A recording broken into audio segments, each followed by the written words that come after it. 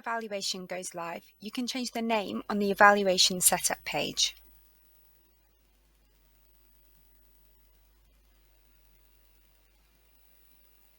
Select the pencil to the right of the evaluation name.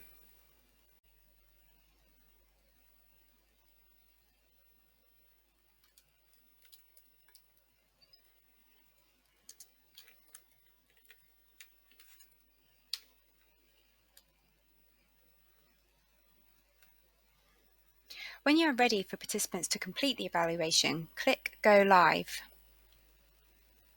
This will invite all the users you have added to create an account and complete the evaluation. Remember, you can always add or remove users in the Evaluation Setup function.